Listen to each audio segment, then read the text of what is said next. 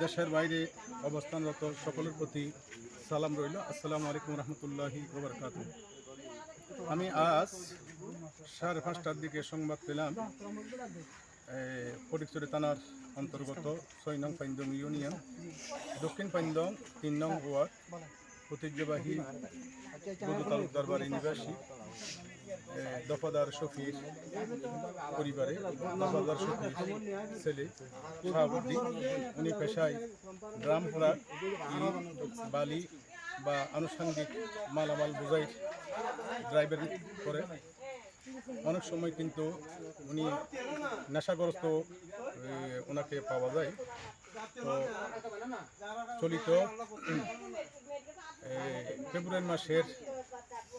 গত ফেব্রুয়ারি মাসে আনুষ্ঠানিকভাবে শাহাবুদ্দিনের সাথে ফটিকছড়ি থানার অন্তর্গত 10 নং সুন্দরপুর ইউনিয়ন পূর্ব আজিমপুর গ্রাম শাহ মোহাম্মদ বাড়ির জনাব আরফুর রহমান সওদাগর প্রকাশ মেয়ের ঘরের নাতনি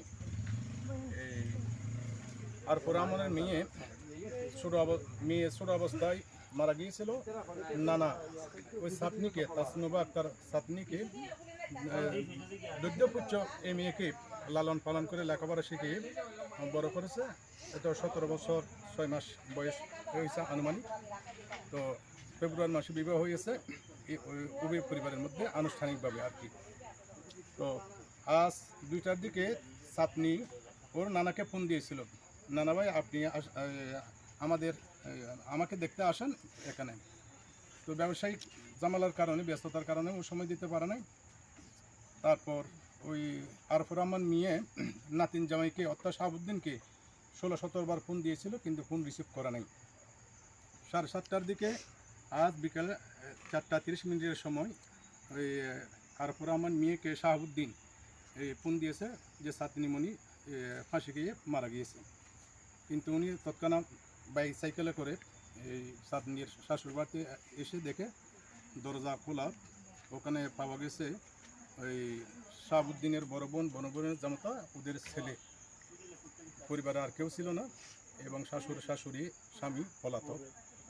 উনি আসার পর কিন্তু এই যে শাহাবুদ্দিনের বোনের জামাতা বাকিরাও কিন্তু পালিয়ে গেছে। যেই রুমে সাতনির ঝুলানোর লাশ পাওয়া গিয়েছে ওখানে দরজা কিন্তু অক্ষত, ভিতরে কিন্তু কোনো সিটকুনি মারা ছিল না, দরজা খোলা ছিল।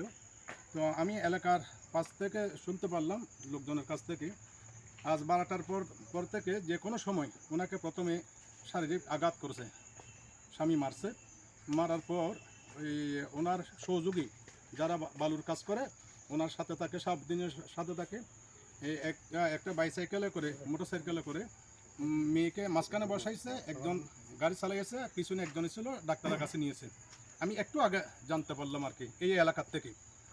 তো ডাক্তারের কাছে কি পরামর্শ দিয়েছে, কি চিকিৎসা নিয়েছে জানি না। ওখান থেকে আবার বাড়িতে এনে ওনাকে কিন্তু মেরে মৃত্যু নিশ্চিত করে একটা ওড়না দিয়ে ভ্যানের সাথে লাশ ঝুলিয়ে দিয়েছে। ওনার দুটা পাটা কিন্তু এভাবে বাঁকা, আপনার বিছানার সাথে কিন্তু পা দুটো লাগানো, যেহেতু ঝুলানো ছিল, ঝুলানোর মধ্যে কিন্তু পা দুটা এভাবে দুনো পা এভাবে ইয়ার সাথে, আর উপরে তো মাথার গলার সাথে কিন্তু ইয়াটা ছিল, ওই ওড়নাটা ছিল। তো এটা কিন্তু ওকে মৃত্যু নিশ্চিত করে ওরা বাঁচার জন্য ঝুলিয়ে দেওয়া হয়েছে। আমি পরিকল্পিতভাবে আমি এলাকার সচেতন মহলের প্রতি, আমি পুলিশ প্রশাসনের প্রতি এবং আইনজ্ঞদের প্রতি আমি অনুরোধ জানাবো, সুষ্ঠু তদন্ত করে যারা অনাকাঙ্ক্ষিত কারো আশা প্রত্যাশা ছিল না এই ধরনের মৃত্যু ঘটেছে, তাদের যাতে আইনি ব্যবস্থায় সহায়তায় সর্বোচ্চ বিচারের ব্যবস্থা করা হয়, তাদেরকেও যাতে ফাঁসির রশিতে ঝুলানো হয়। আমি এলাকার প্রতি, প্রশাসনের প্রতি আমার এলাকার পক্ষ থেকে আমার পক্ষ থেকে অনুরোধ রইল। আসসালামু আলাইকুম রহমতুল্লাহ।